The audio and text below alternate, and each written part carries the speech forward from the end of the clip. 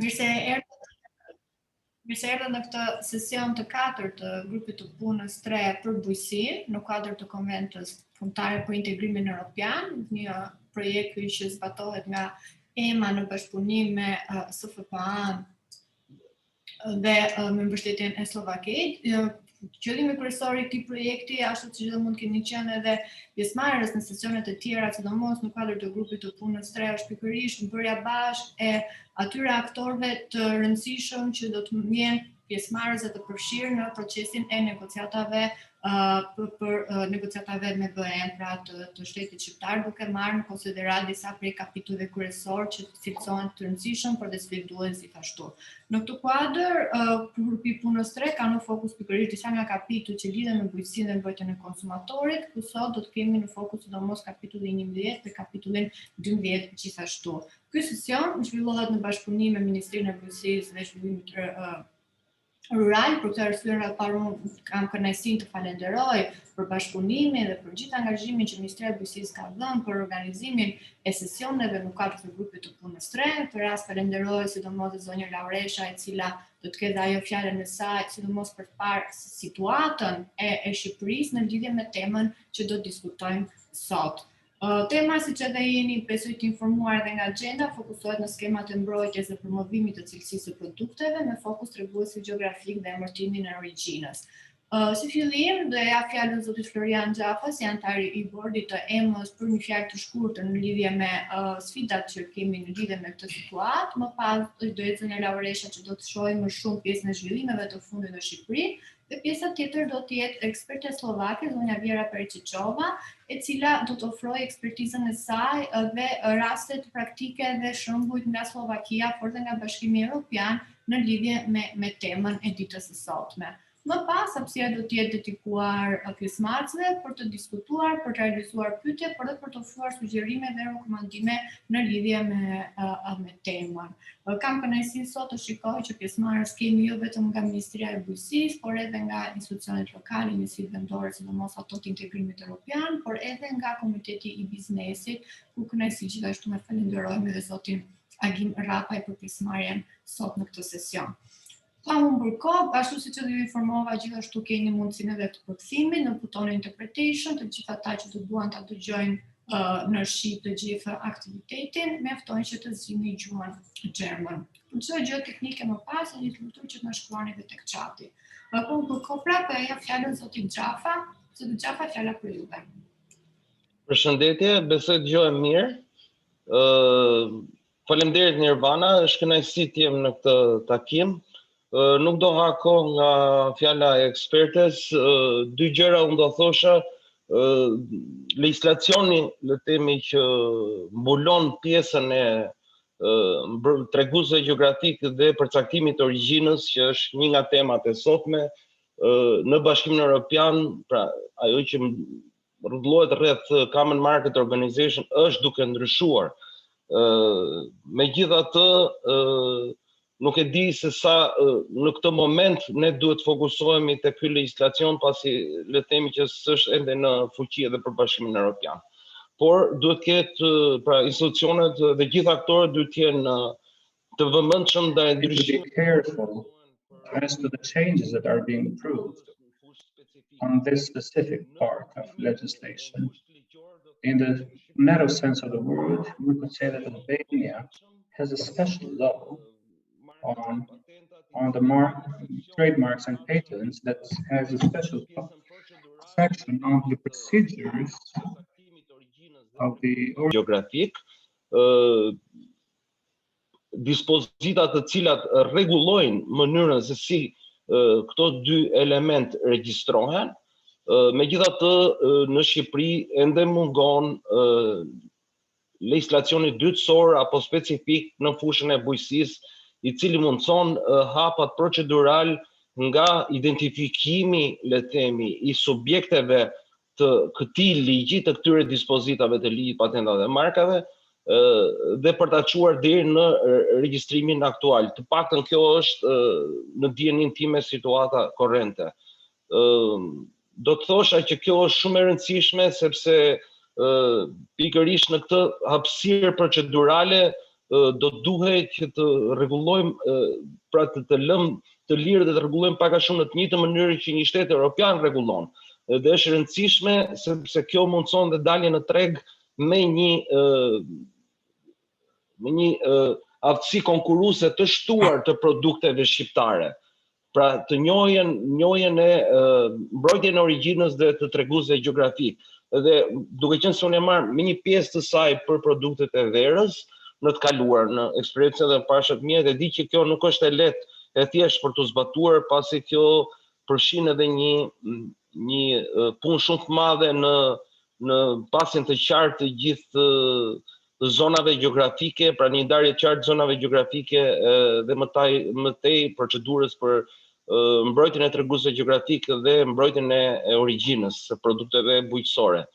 Për pikën e dytë të trajtuar sot, do të thosha që ka pasur një iniciativë të Ministrisë për Bujqësisë për në kuadër zhvillimit të masave për zhvillimin rural, i parë, le të themi, për ngritjen e local action groups, ose nuk e di në shqip si e kemi përkthyer, po që është pjesë e Leader Plus program.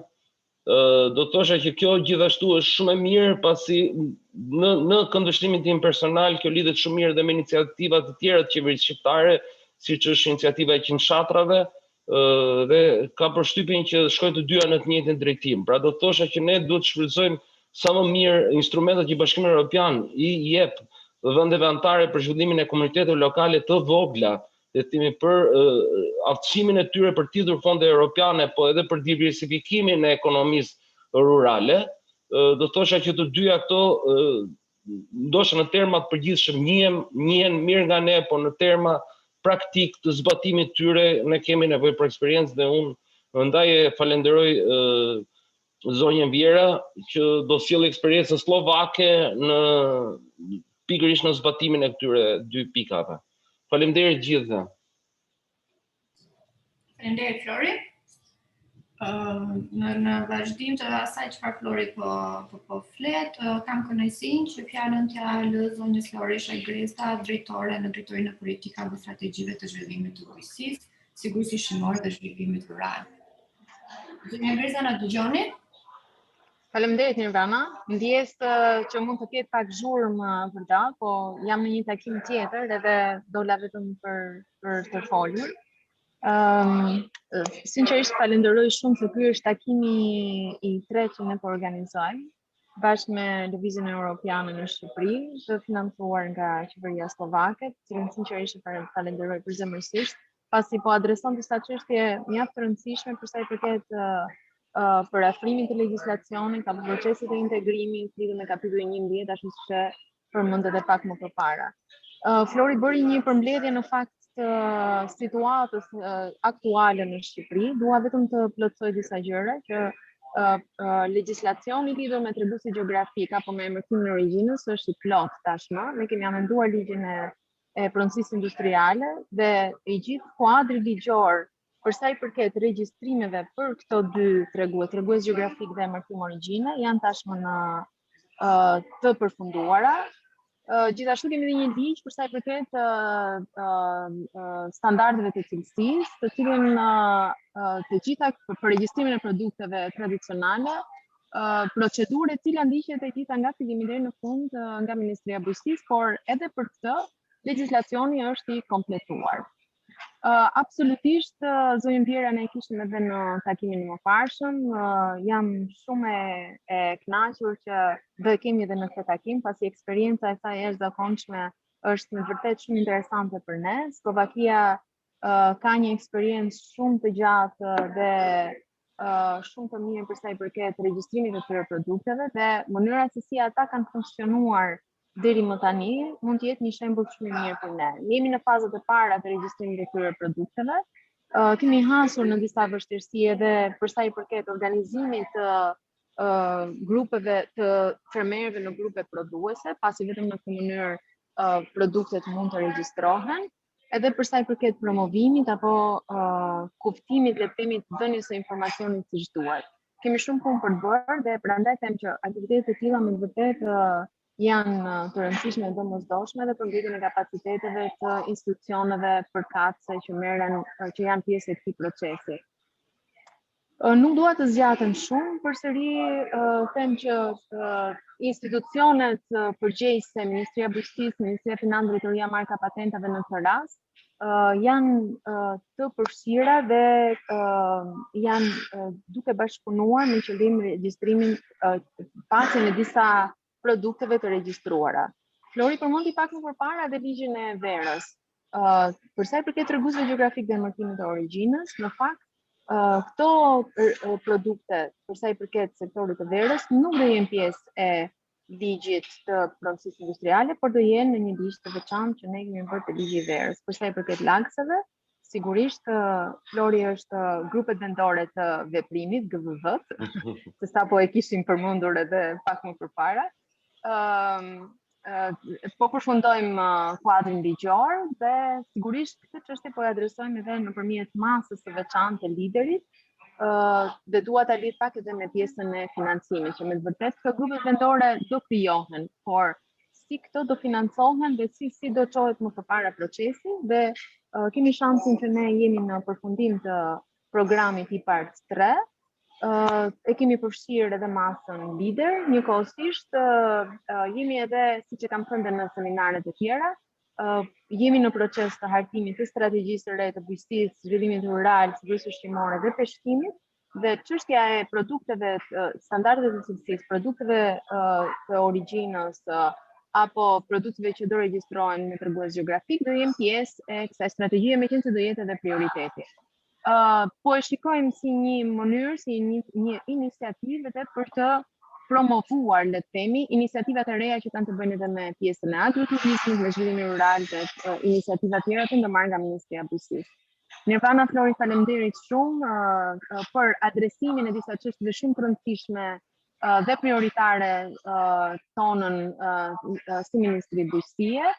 Çështja e ngritjes së kapaciteteve me Florin shpesh e diskutojmë këtë çështje, pasi është një ndër çështjet më të rëndësishme dhe ju falenderoj zakonisht shumë që keni marrë prioritetet tona dhe po i adresoni nëpërmjet donatorëve të ndryshëm, që në këtë rast sinqerisht falenderoj shumë edhe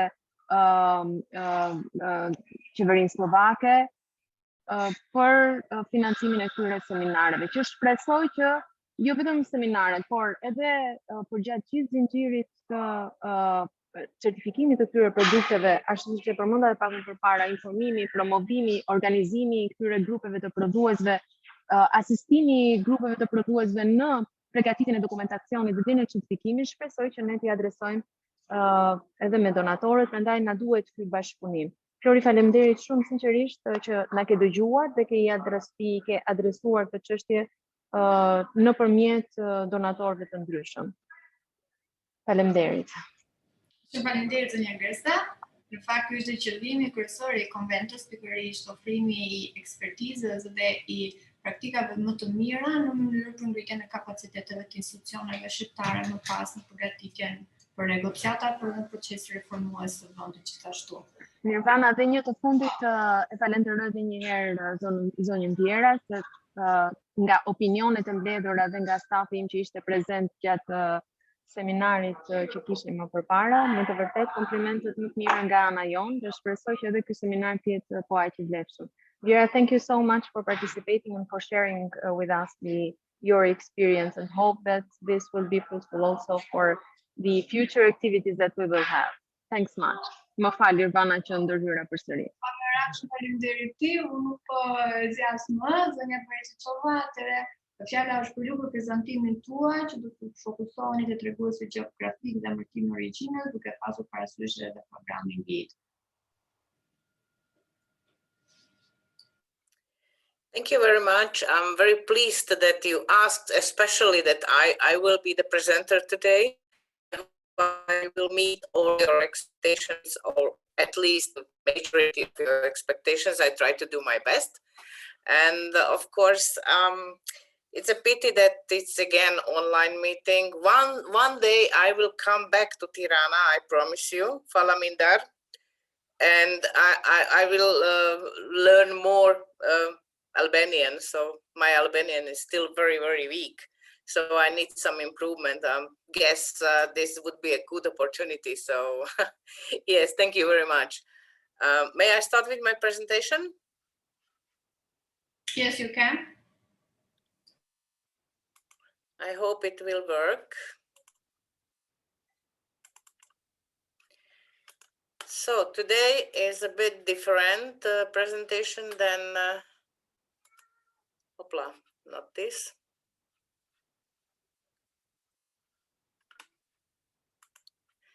Today is a bit different presentation when we compare with the previous one. This one is dedicated to protected designations, different types, so there are 3 types in European Union, and I try to explain you maybe the most important issues on this.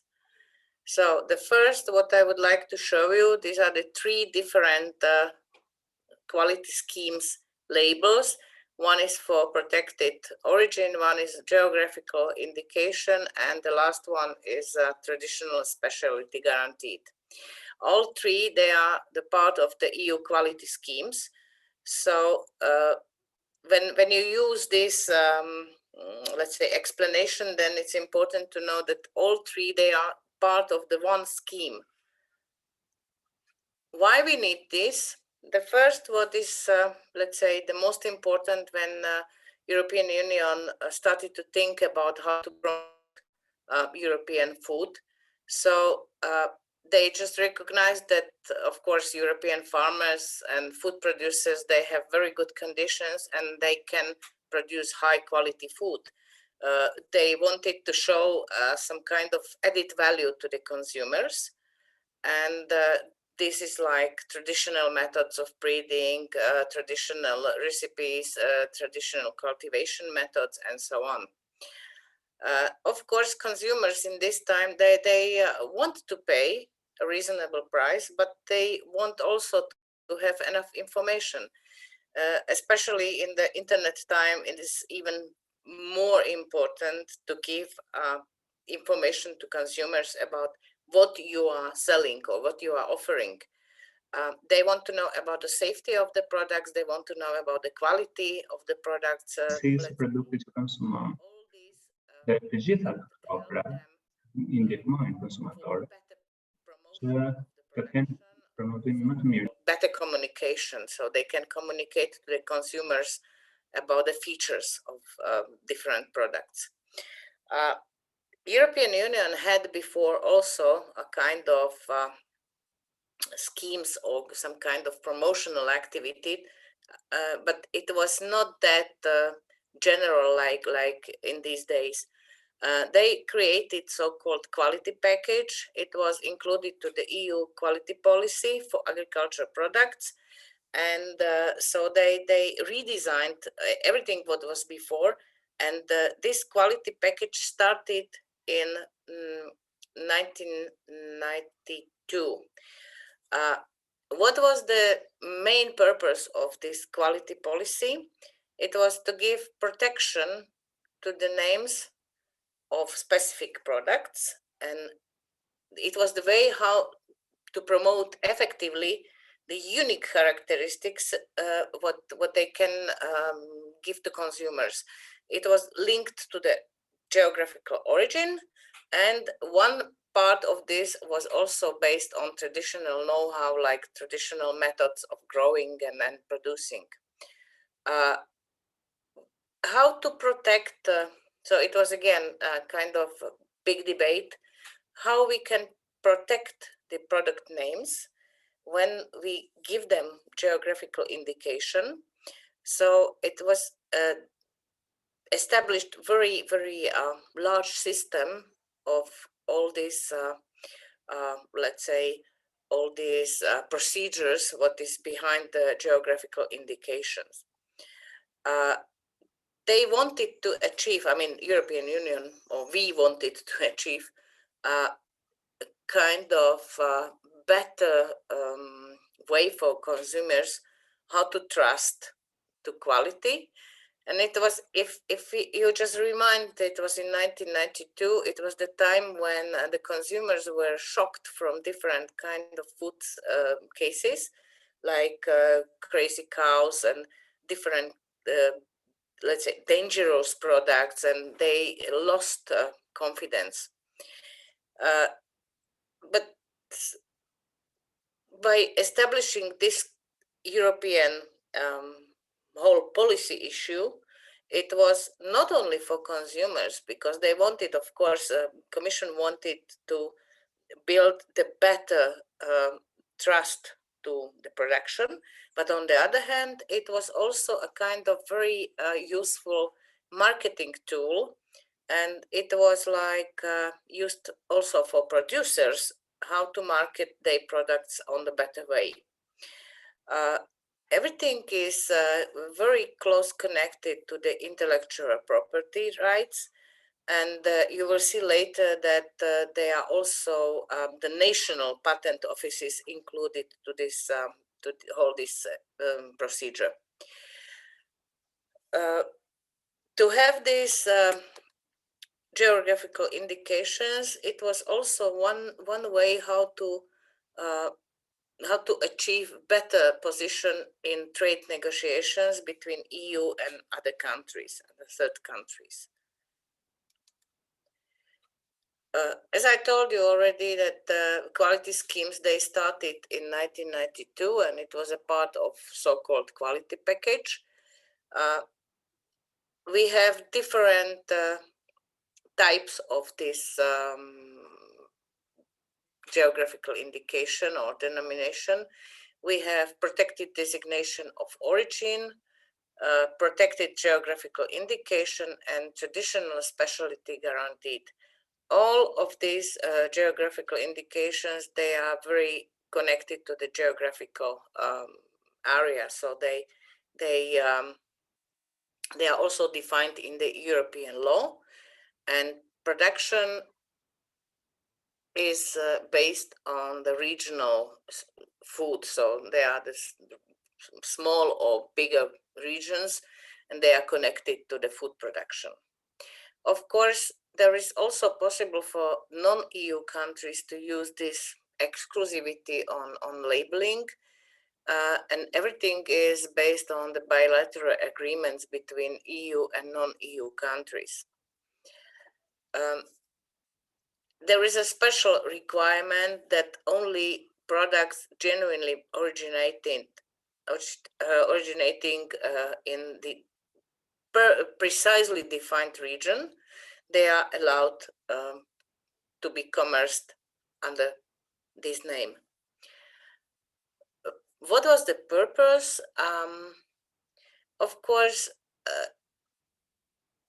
to protect the reputation of this regional or area foods, and it was the very effective way of how to eliminate the unfair competition.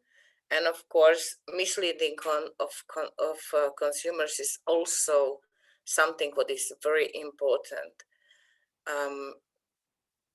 The most products which are benefiting from these geographical indications up to now, it's wine, cheese, ham, different kind of sausage, olive oils, beer, and also there are the regional types of breads. There is also fruits and vegetables included in this system. And what was the baseline, or what was the how this quality policy was created? They made a good example from the similar systems existing already in France, Italy, and Spain. They have very unique appellation d'origine. Like in France, you can see this on wine. In Italy, this is mostly based on cheese and ham. And in Spain, again, there is jamón de Serrano, is a ham from Serrano region. or Rioja wine. So these are the most popular. How this started, you know that we are the member of the European Union since 2004. And in that time, it was already in place, all this system. So we started to accommodate to these conditions. But frankly, it is very long-term procedure. So we still have only a couple of products with this denomination. And it's not that easy to convince our producers, especially. And you need to have not only a good connection to the producers and explain them why it's important, but on the other hand, you need to have a very massive promotional campaign for consumers, because if they don't know what is labeled and what does it mean, then they are not interested, of course. What are the, let's say, the most important so I lost my way. Okay, so what is the characteristic of each of these groups? When you have protected designation of origin, this is the highest one. So this is in the hierarchy, this is the highest one. And of course, it's designation of origin. That means that all products which are bearing this name, they must be firmly tied to the geographical area where they were produced or manufactured. So this is the most important is the PDO. And the second one is protected geographical indication. Of course, this is also based on the geographical area, but there is a possibility that some stages of the production, they are performed in different regions. So it's not that strict like the first one. The PDO is the most strict. PGI is a bit more relaxed, because you can take, let's say, raw material from one region to other region and process the foodstuff there. And the last of this group is so-called guaranteed traditional specialty, TSG. This is based not on the geographical area, but this is based on tradition. So traditional composition or traditional method of production or processing. All these three terms, they are voluntary. So it's not an obligation for producers to use this label, but for consumers, this is information about something what is so-called added value to the product. When we go a bit more close to the PDO, you can see this yellow and red label, the sign logo is for PDO. This is very strongly linked to the place of let's say of origin, or when they are where they are produced. We can use this PDO for different kind of food, also for agricultural products and for wines. For food, I already mentioned some examples. There are also like jamón serrano, parmigiano, cheese, different kind of food stuff. When we speak about the agricultural products, there are again a couple of good examples. The first for me is, let's say, the best marketing idea what they ever had is Roja pear in Portugal. There is a agricultural product, of course, fruit, but they made whole strategy from PDO, and now is this pear absolutely well known in European Union, but also outside of European Union. And there is also a very good example when we speak about wines. You know, maybe you know that there is a special region in Slovakia, it's called Tokaj. and there are sweet wines produced with very specific taste and very specific way of producing. And these wines from Tokaj region, they were, of course, Tokaj region is consisting from two parts. One is in Slovakia, one is in Hungary, because before, 100 years before, we were one big country, one empire. 1/3 is still in Slovakia, and 2/3 they are in Hungary. And it was something like, I wouldn't say fight, but there were some big negotiations about who can use this name. And so fortunately at the end it took maybe 10 years of negotiation, but at the end we can keep both of countries, we can keep Tokaj wine for this region. But also these negotiations, when they are good promoted in the media, it can be something what consumers are interested in. And of course, this is how you build the possibility to give them more information. What is required is that if you are applying for PDO, you need to have a specification of the products. I will show you later on. Hopefully it will work, because this is connecting to the websites. I will show you what does it mean exactly, this specification, and how is the best to be prepared. You need to confirm that every part of the production and all these procedures like processing and preparation and everything, they are in one specific region. For wine, it is very important to know that grapes intended for processing, they must be exclusively from the region, from geographical area where the wine is processed, so when the wine is made. So you can't just sell the grapes from different region and to be processed like that. This example of Tokaj is a good one.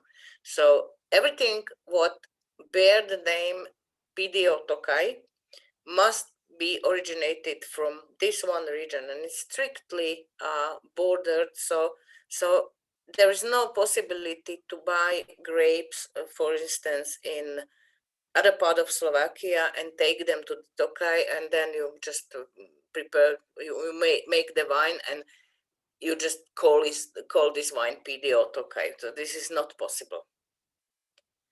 Then we have PGI, protected geographical indication.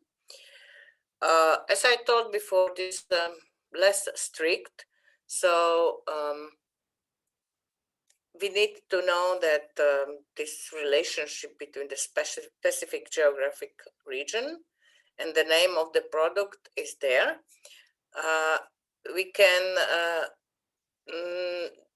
can use this for food, for agriculture products and wines as well. So this is up to now, this is the same PDO and PGI, they are the same systems.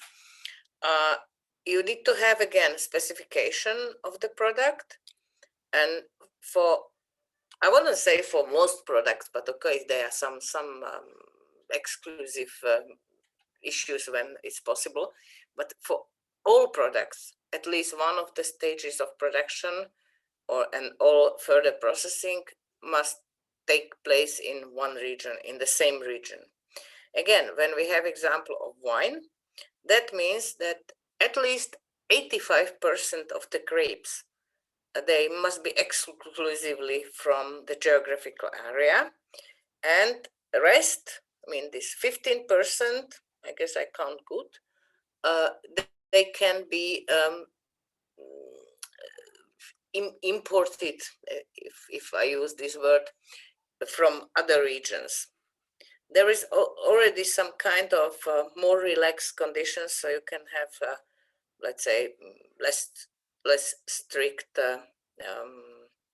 limitation for that. And then we have traditional specialty guaranteed, which is completely different. TSG is more based on the traditional aspects.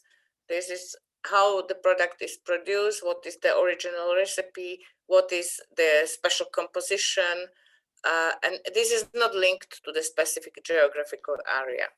That means that you have special pastry, like in Bratislava we have, there is a pastry filled with poppy seeds or with walnuts, and it's called Bratislavský rožok. This is pastry from Bratislava, and nothing to do with the geographic area. So this is not linked to this.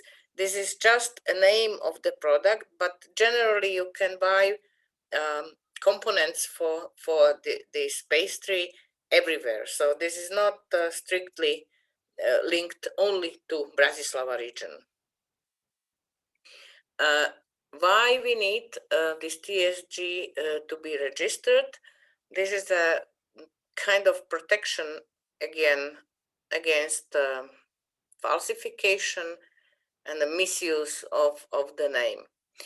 And as you can see, TSG is not for wine. So TSG is for food and agricultural products. Agricultural products in this kind means what is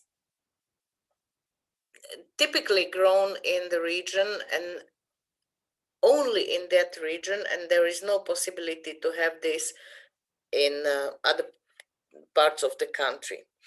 But better example, and what is the mostly is used, is food.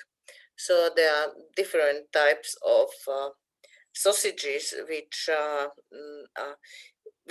typically made in this region, and it was like when we split with Czech Republic to two different countries, there were still a lot of recipes used in both countries, and both countries, they was sure that this is their ownership and not the other one. And again, we needed to have a kind of very large negotiations between Czechs and Slovaks on the highest possible level to find out the way how we can use. And in many cases, there is approved for both countries to use the same name. There is only one difference, that there is like there is a very, very small difference between our languages, but anyway, you can find them. So the name of the product is used in the language, so you can see the difference between Slovak and Czech. I tried to show you later on how does it work. And what is important to remember, that TSG is not intended for wine. There is briefly EU legislation in this quality schemes. So the basic regulation, or the most important regulation setting up the schemes, is 1151 from 2012.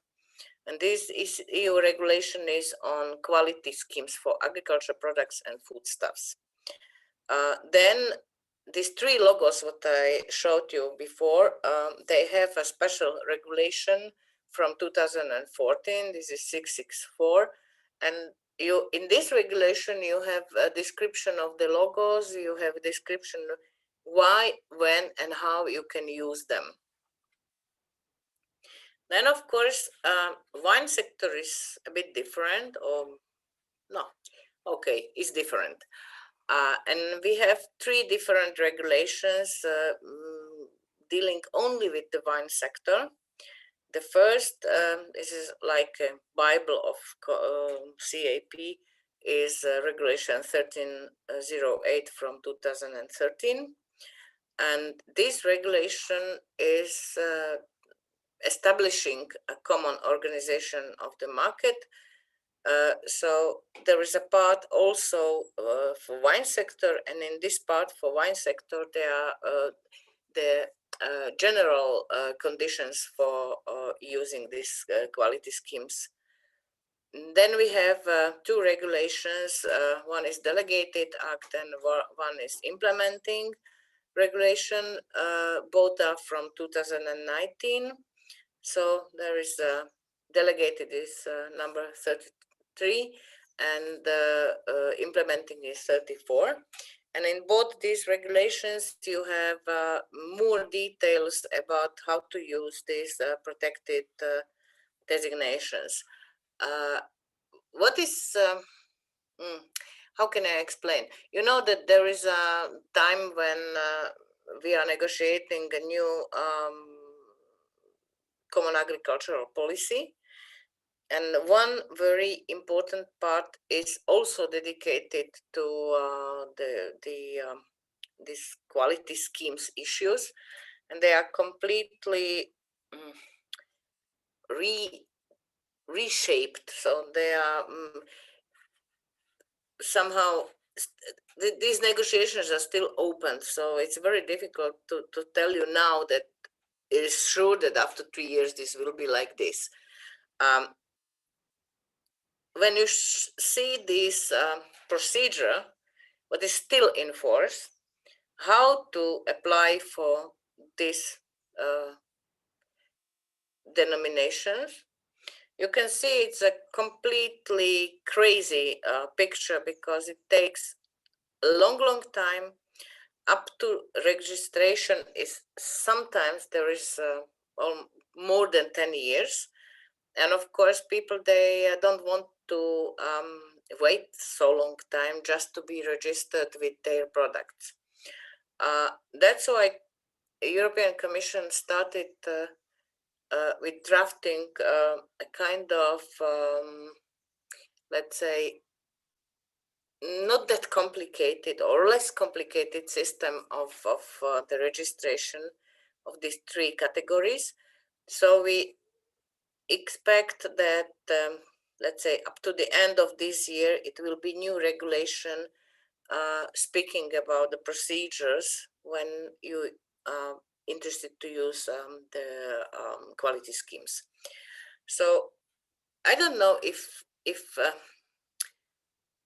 wouldn't be losing of time if I would explain this table, how does it work, because I think that it's still old-fashioned, and you don't need to follow that much this table because, let's say, next year for sure it will be less complicated. So this is my advice.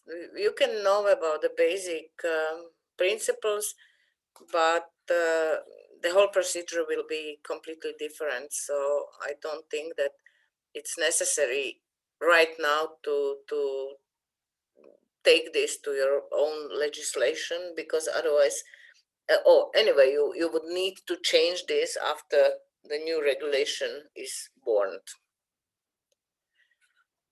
Then you've seen this very messy picture, but when we speak about the registration procedure, let's say, less complicated than this picture, then we can say that, okay, if you are producer or group of producers and you are interested in to have right to use these quality schemes labels, then the first what you need to know that you need to prepare a specification of the product. And of course, you need to have historical data about the unique geographical area, about the weather conditions, about whole story about the product. You need to show and you need to prove that it's right. Then when producer decides that, okay, I have specification and I have this information, I can send application. Usually this is sent to the national authority.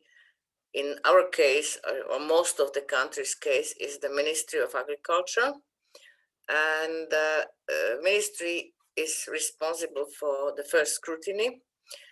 And after this, when they agree that it's okay and all these conditions they are fulfilled, in the same time, it is a patent office of the Slovak Republic who also give permission for this application, and then they have protected name already in the register of the patent office. Then after all this, it is forwarded to the European Commission, and they are examining all this file from the point 1 up to the final decision. The same, of course, in this when European Commission examine this file or dossier, then there is also a period of comments. So all countries concerned, or all European countries, they can send their comments if they agree with this application or not. For non-EU products is also possible, of course. It's even more and more popular to ask also for non-EU countries. Producers from these countries, and they are interested in to have this label, so they send the applications directly to the European Commission, or if they have national authorities, the national authorities are responsible to send this to the European Commission. There is a time frame for the final approval, even if this 12 or 6 months is already less than it was at the beginning in 1990s. It's still too much to wait 1 year up to the final decision if you can use the quality scheme label. I guess this is too exhausting. And for wine, it's even worse because there is no deadline for the application. That means that once you are sending this to the European Commission, there is no limit when they need to give you the final decision, which is for our winemakers is a completely how can I say, this is no motivation for them why to ask for this nomination, the denomination. And of course, all these problems, they led to the necessity of redraft of the existing conditions. And that's why in this moment we are speaking about the new system of registration, and it will be more flexible, and of course the time limits would be also shorter, because this is the biggest obstacle for this system. So keep me fingers crossed. I try. Opla. No.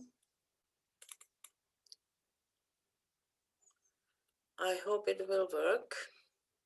Yes. Can you see this?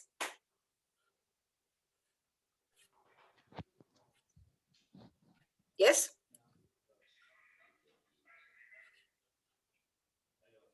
Yes. Okay. No, we can see. We still see your PowerPoint. No, but not I can see on my screen. Maybe you need to reshare it to share the screen you are seeing. Stop sharing. Yeah. You have to stop sharing and reshare the web page you are on. Okay.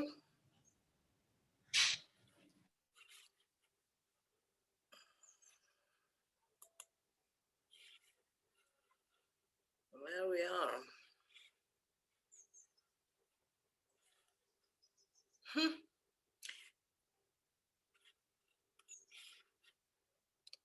No.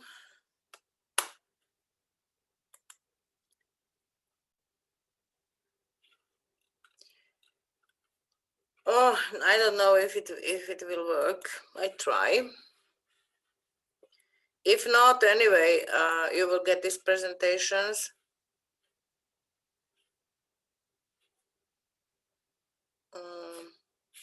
Yes, I guess it works. No.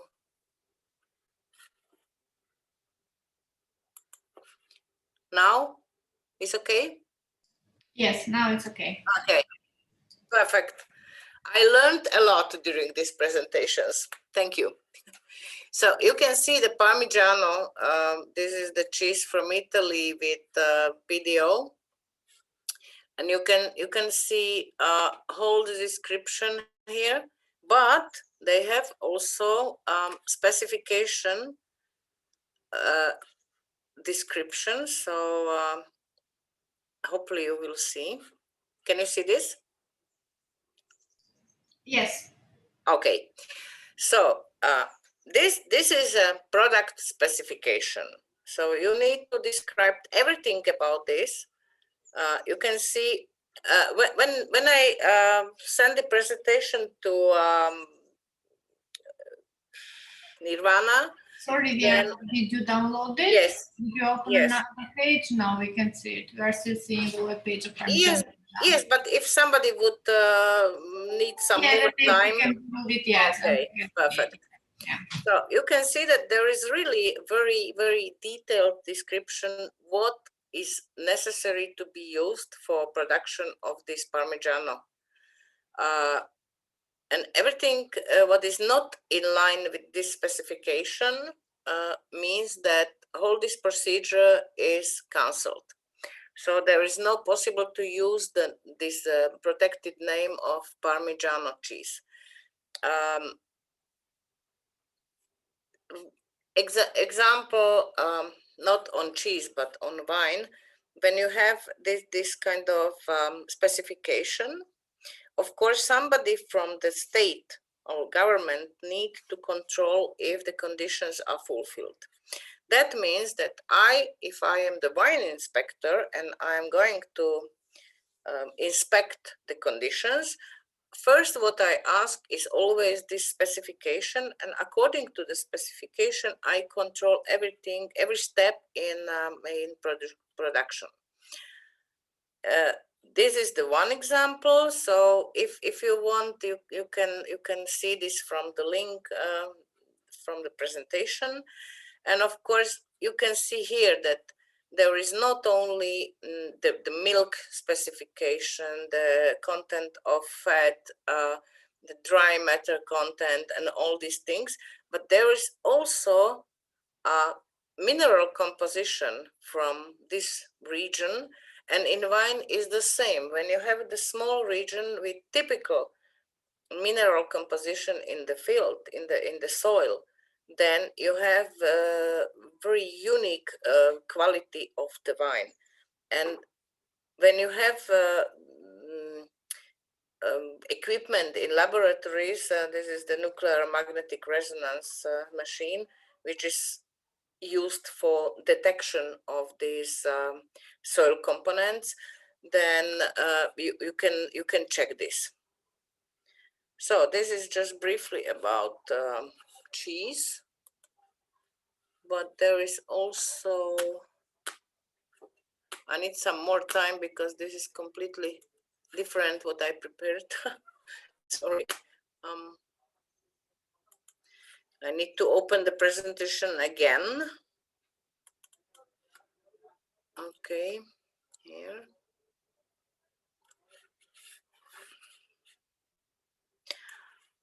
I was sure that it works from presentation as normal, so sorry for that. It takes a bit more time. Then we have the same example you can see is feta cheese from Greece, but I don't open it now. But what is here, the last one, this is Tokaj wine specification, but unfortunately I have it only in Slovak language. That means that we need to go, I just wanted to show you what is important for wine, what they need to give to this.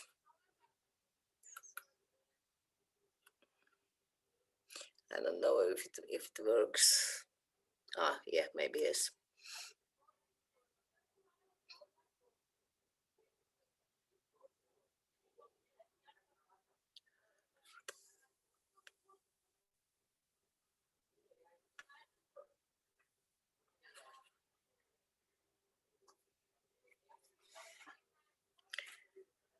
Sorry for delay. I hope it works already.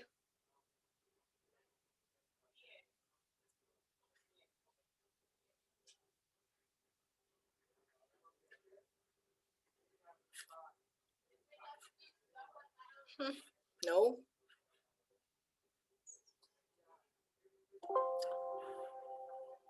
No, it's not possible. But doesn't matter. This is in Slovak. Maybe if you try to put to the Google translator, if you would like to know this information, I can't help you on otherwise because there is not in English originally. But if you would have any question on how to prepare this specification, you can contact me. Okay, the next one. This is just to sum up all three schemes. You can see in the red one, these are the examples of Slovak products bearing this designation of origin and geographical indication.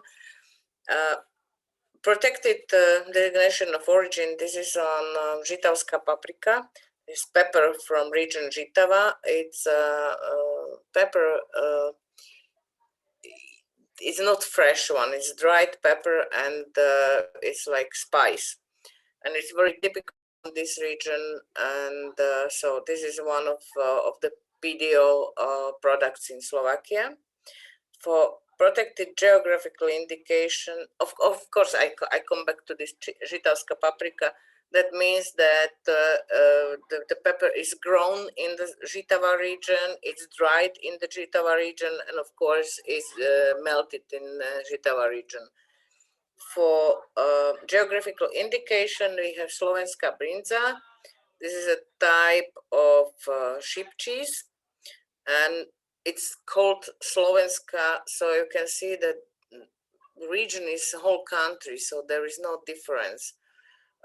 And you can have milk from the mountains and can be processed somewhere on the different place, but always is Slovenská brinza.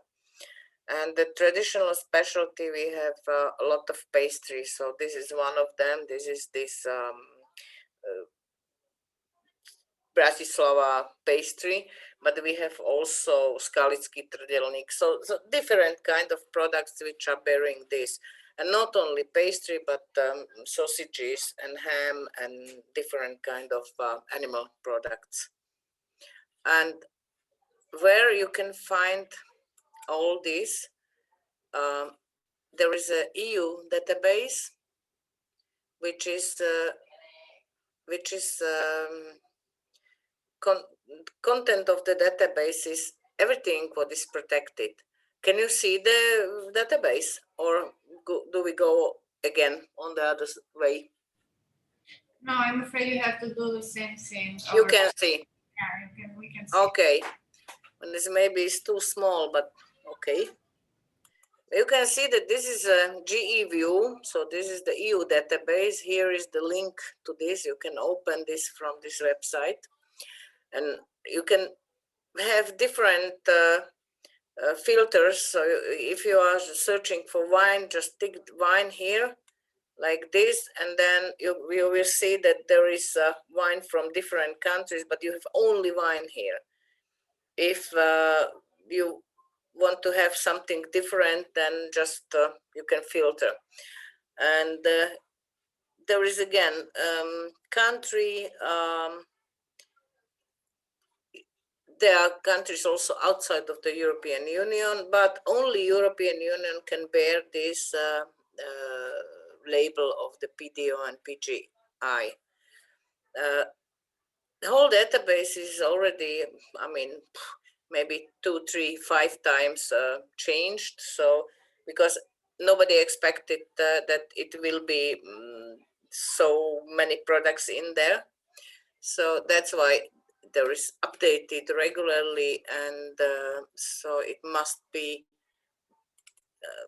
the technical solution, but this is not my strong point. Then if we search for Slovakia,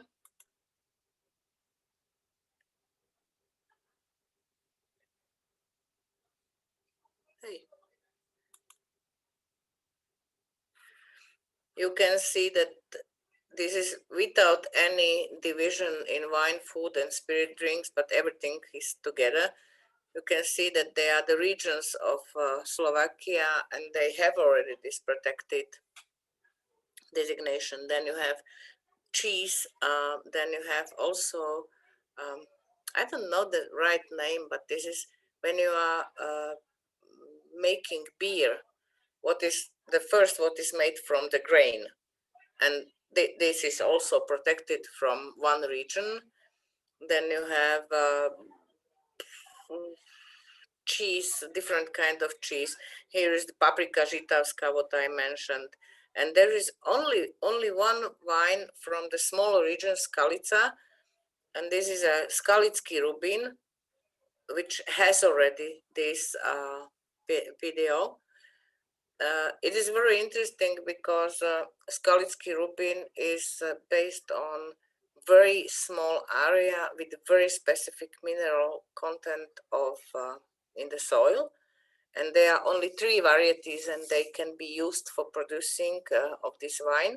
And of course, these 3 varieties, they are divided on percentage for 35, and 30% of each variety must be used for production of this Skalický Rubin wine.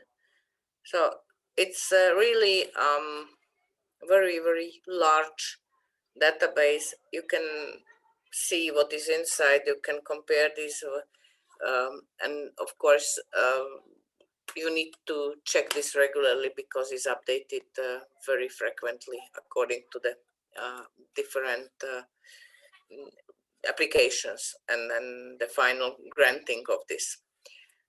Okay, so this is from my side, from theory, everything. I don't know if I was clear enough. Faleminderit zonja Barqiçova. Tani mirëpresim çdo koment, pyetje që mund të keni. Mund të merrni fjalën ose të shprehni tek chati.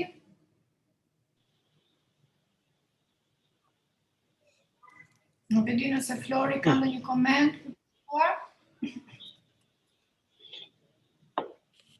Po.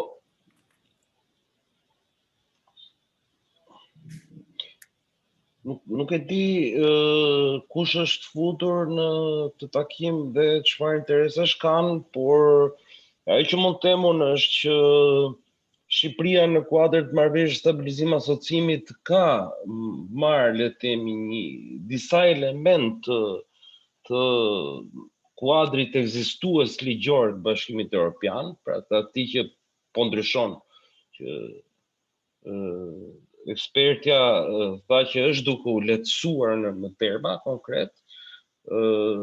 Ne kemi ndarë Shqipërinë për shkak të lëvizjes së lirë të madhrave, kemi ndarë Shqipërinë në disa rajone për prodhimin e verës, pra ka një protokoll të veçantë marrëveshje stabilizim asociimit për verën dhe pijet alkolike, pra të ndara veç e veç, ku përcaktohen disa nga emërtimet le të themi disa nga varietetet e rrushit të mbrojtura në Shqipëri.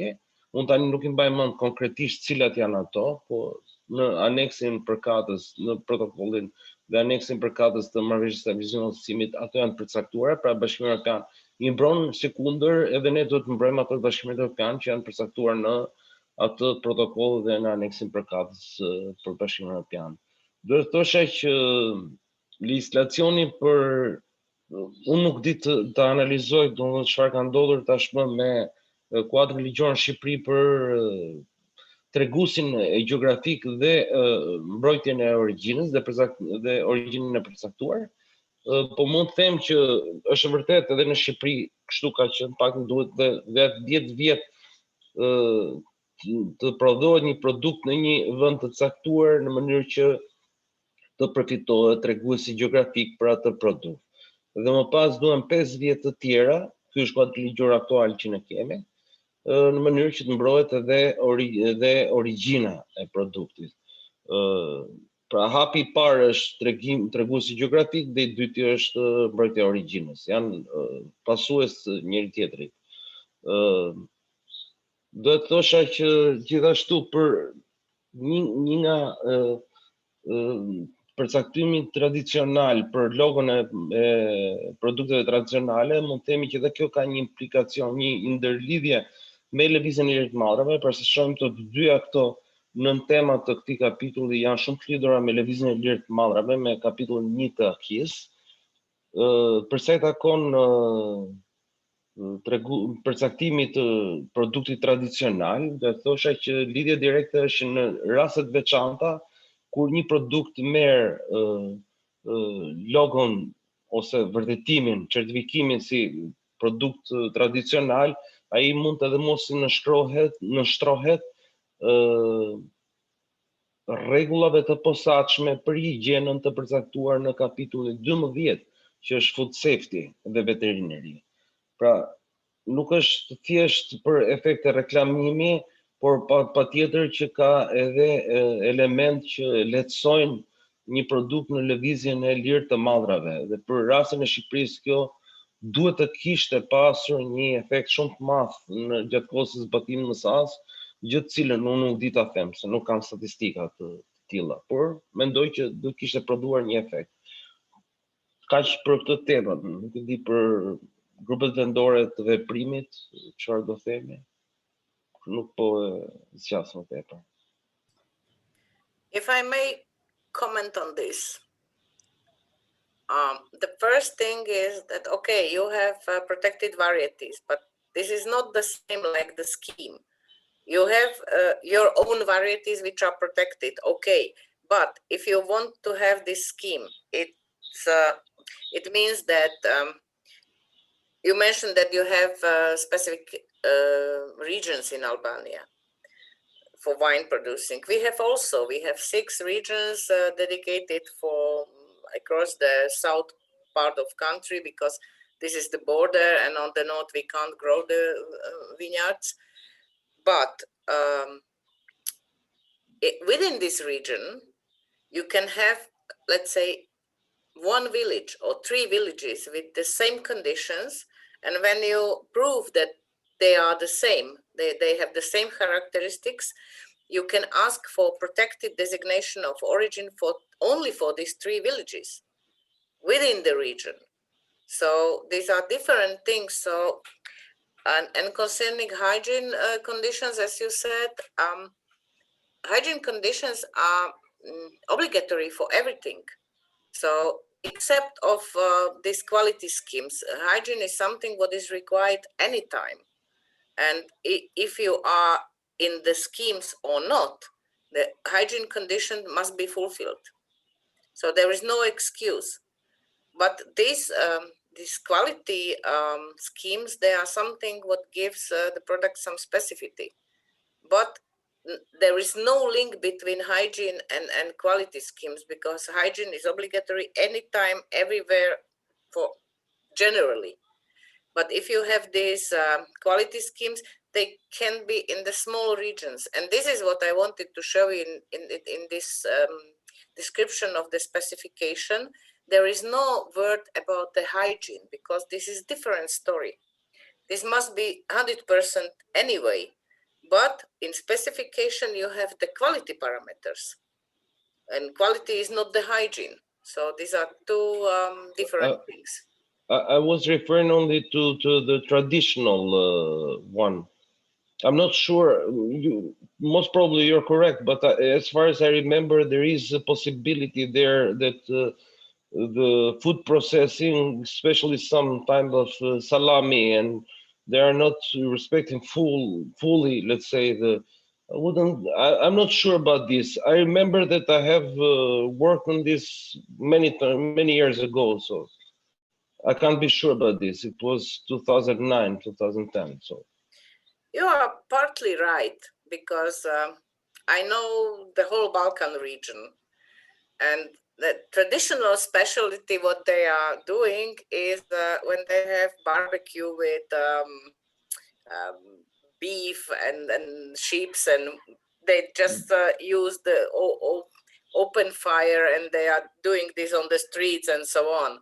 And this was something what the European Union couldn't catch, so that they had problems, the hygiene problems. And of course, it was in Croatia as well. You know, when Croatia is already a member of the EU, and they explained, okay, but we are living in this way 1,000 years, and nobody was poisoned from this special procedure. So in very specific cases, when it's a very good argument for that, and you can convince that it is okay, then it's possible. But this is not the general. So general hygiene conditions are different. Yes. Yeah, but in some cases you are right. Yes. Yeah, there are some specific cases. What I meant, because we have this dry meat produced in the northern part of Albania, which food handling there for that particular one is not exactly the same like the hygiene package under the EU regulation 853, 854, 882. So basically, they will still produce. What I meant is that by reducing the traditional product and by ensuring that the process carried out for producing this product, although it's not fully respecting the HACCP requirements, it's still safe, and this might be achieved through having the traditional certification. I can tell you an example of what happened in our country when in the pre-accession period we had requirements on implementation on HACCP system, and you know this, so you are in the same conditions now. And our ministry representatives, they decided to prepare the HACCP system for all stakeholders on the same level, which is crazy. And we destroyed half of our industry on this, you know. Yeah. So these are some kind of special things, and you need to take care of this, because otherwise it's not good for you. And the second is that, okay, if it's not fully respected, all this hygiene package, until you are not the EU member, that means you can in your country you can do everything what you just want. There is only restriction that you can't export this to the EU countries, because, but if you can convince the European Union, and this is one very important, I mean, key issue when you are going to negotiations, to be prepared that, okay, these are the cases when we are not in line with, but we can convince you that this is our traditional way. It works. And of course, if you have strong arguments, no problem. Just not to repeat the same problems what we made, because otherwise, yeah, it's very painful. We have already done under WTO, so we're almost there. Perfect. Okay, fingers crossed. And could you promise me when I come next time in real, when I will be in Tirana, I would love to see this meat production, because I'm not vegetarian, so I would be very interested to see this. Okay? Of course. Hopefully one day, who knows?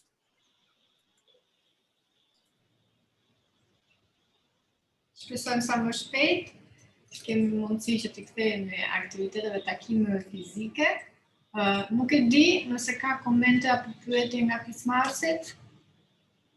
Zoti Rapaj? Faleminderit për fjalën. Unë e dëgjova me vëmendje ekspertën edhe Florin. Them drejtën me këtë liderit jemi shumë të interesuar të mësojmë më tepër dhe të kemi më shumë informacion, për arsye se edhe perspektiva e afërt e zbatimit të tij do t'i jepte më shumë rëndësi kësaj teme.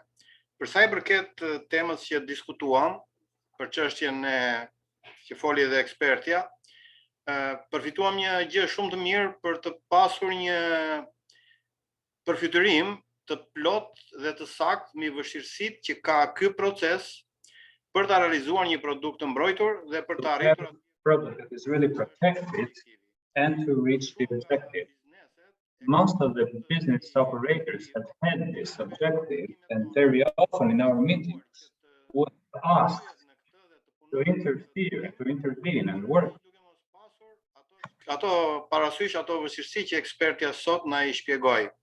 Dhe pasja parasysh e këtyre vështirësive na bën që të ndërtojmë një program më të mirë dhe të ndërtojmë dhe objektiva konkrete lidhur me këtë çështje.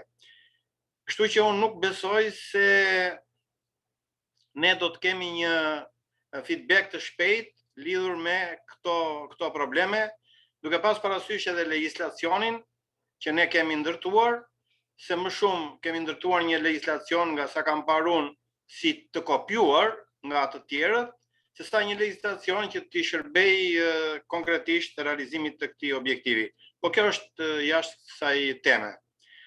Momenti që ne sot, dhe unë sot përfitova nga kjo, ka të bëjë me faktin që çdo iniciativë dhe çdo evidentim për të realizuar këtë objektiv duhet mendohet shumë mirë.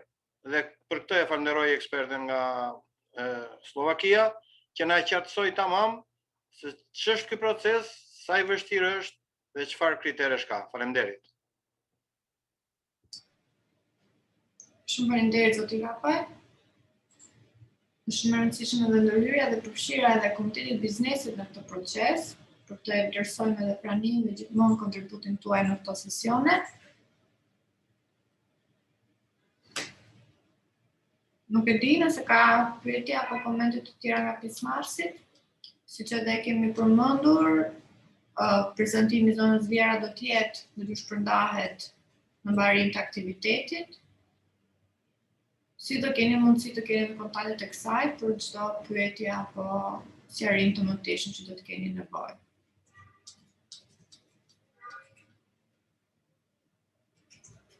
Okej, nuk po shoh as tek chati.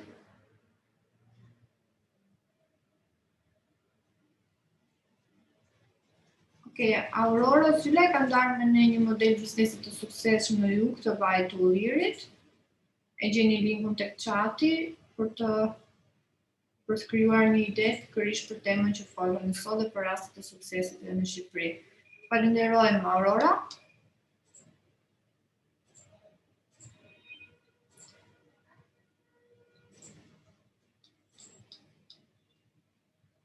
Okej, atëherë duke parë që nuk ka pyetje të tjera dhe besoj zonja Vjera ishte shumë e qartë në prezantimin e saj. Unë ju falenderoj për pjesëmarrjen në këtë aktivitet. Nirvana, një pyetje për pjesën e 2 për pikën e 2 do diskutohet sot apo lid plas? Do jetë me datë 22 aktiviteti tjetër. Okej. Këtë do thoja në fakt që ju mirëpresim gjithashtu dhe për aktivitetin e sesionin 5 për grupin e punës së bujqësisë, i cili do të bëhet në datë 22 qershor, do ju dërgojmë ftesën dhe agjendën dhe mirëpresim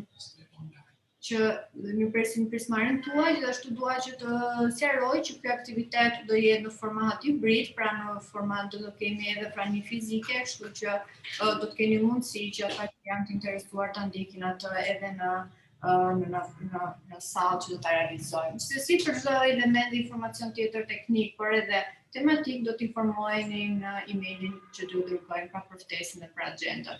Duke falenderuar për pjesëmarrjen, ju mirëpresim në aktivitetin tjetër dhe ju uroj gjithashtu një ditë të këndshme në vazhdim. Shumë faleminderit. Thank you very much for your attendance and for your patience. Hopefully to see you somewhere, sometimes, maybe in Tirana. Thank you very much. Bye.